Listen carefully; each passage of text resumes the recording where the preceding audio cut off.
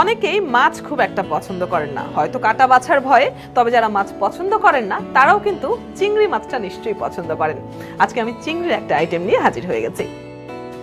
এই রমজানে আপনার ইফতার মেনুতে ঝটপট তৈরি করে ফেলতে পারেন সুস্বাদু স্বাস্থ্যকর ঘরে বসেই প্রন উইথ পটেটো গ্রিল।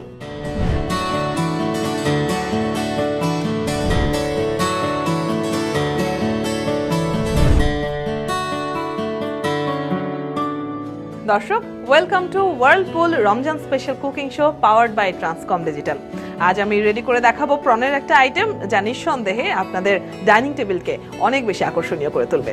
ইনগ্রেডিয়েন্টসগুলো দেখে নিয়ে শুরুতেই এখানে 6টা চিংড়ি নিয়েছি, কেটে ধুয়ে সুন্দর করে রেডি করা আছে। আর পটেটো ওয়েজেসের সাইজে আমি আলুগুলো কেটে রেখেছি। আমার কাছে রয়েছে আদা বাটা, আছে রসুন বাটা, লবণ তো লাগছেই স্বাভাবিকভাবেই, লাগবে সয়া সস, আমি একটু টমেটো কাঁচাপো ব্যবহার করব, এবং ফিশ সস লাগছে একটু, সেই সাথে লাল মরিচের গুঁড়ো এবং কালো গোলমরিচের গুঁড়ো। শুরুতে আমি মশলাগুলো নিয়ে নিই। টিস্পুনে অর্ধেক আধা চা চামচ পরিমাণ রসুন বাটা নিচ্ছি, আদা বাটাও আধা চা চামচ।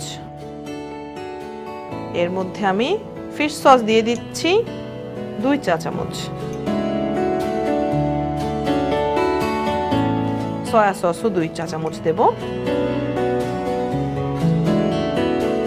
2 চা চামচ পরিমাণ দিয়েছি টমেটো সস। গুঁড়ো মশলাগুলো দেব এবারে। লাল মরিচের গুঁড়ো একটু কম দিতেই চাই, যেহেতু সারাদিন রোজা রাখার পর এই খাবারটি খাওয়া হবে।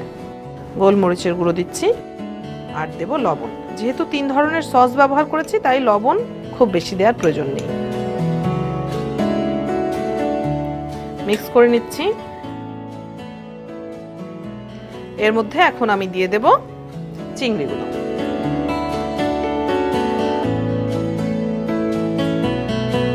চিংড়িগুলোতে সুন্দরভাবে মশলা মাখিয়ে নিতে হবে।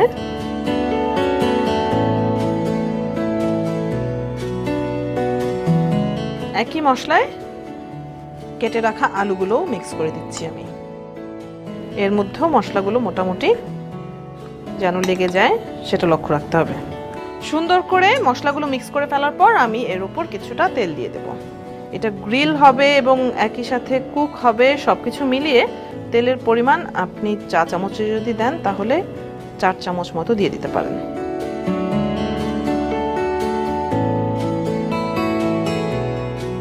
আমি এটা শুরুতে কুক করব, তারপর গ্রিলে চলে যাব। আমার কাছে রয়েছে আমেরিকান নাম্বার 1 ব্র্যান্ড Whirlpool-এর জেট শেফ ওভেন। অরিজিনাল প্রোডাক্টটি পেতে হলে চলে যেতে পারেন Transcom ডিজিটালে।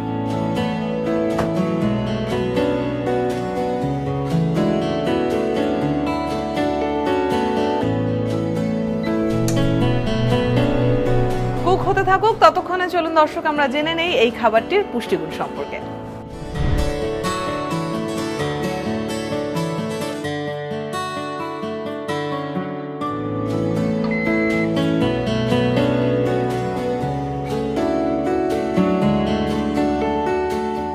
সিদ্ধ হয়ে গেছে, এবারে গ্রিলের প্রিপারেশন শুরু করব আমি।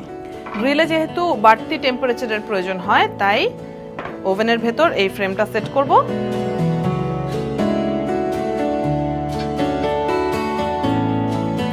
তারপর এই ক্রিস্প প্যানে দিয়ে দেব।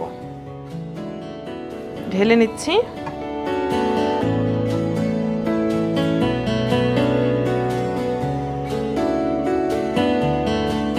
গ্রিলের জন্য আমাকে গ্রিল অপশন সিলেক্ট করতে হবে।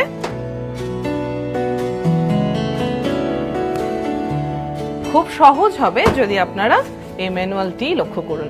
এর মধ্যে লেখা আছে কোন আইটেম কোন ভাবে রান্না করতে হবে। মেনুর বাটনটাতে গিয়ে আমি গ্রিল অপশনে চলে যাচ্ছি। তারপর আমি 10 মিনিট সময় সেট করে দিচ্ছি যেন সুন্দরভাবে গ্রিল হয়।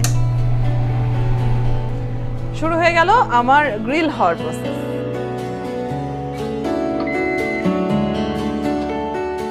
সহজেই ঘরে বসে তৈরি হয়ে গেল আমার prawn with potato grill.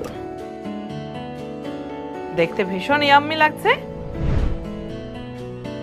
Whirlpool jet chef ওভেনে খুব সহজেই তৈরি হয়ে গেল আমার প্রন উইথ পটেটো গ্রিল।